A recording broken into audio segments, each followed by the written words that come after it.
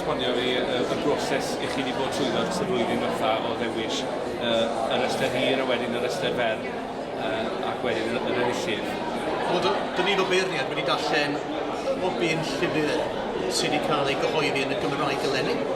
A wedi cwrdd fel feirniad tair gwaith a mwyn dewis rhestr hir, rhestr fer ac yr enillydd. A mae bob proses wedi bod yn fraint y deud y gwir. Dymunol iawn, wedi mwynhau mas tra.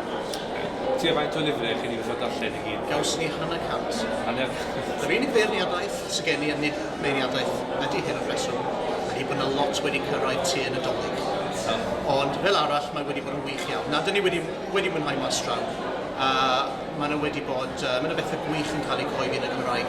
Pethau ar y rhestr fer, pethau ar y rhestr hir, pethau nad oedden nhw ddim ar y rhestr hir chwaith. Pethau sydd yn wir yn heiddi cael eu canmol ac sy'n cyfrannu'r bwysig yn ymwneud. Allech chi wei wedyn, unwaith chi wedi dod lawr i'r tri terfynol, pa mor anodd oedd i dewis a dod i'r canlyniad taw Ned Thomas oedd yn fuddigo? Mi oedd hi yn anodd achos mae pob un o'r tri llyfr yma'n wych ac mewn unrhyw flwyddyn arall mi fos y Dewi Prysor neu'n Harry Price wedi gallu ennill yn rhwydd yn y nofela ardderchog gan y ddau ohonyn nhw.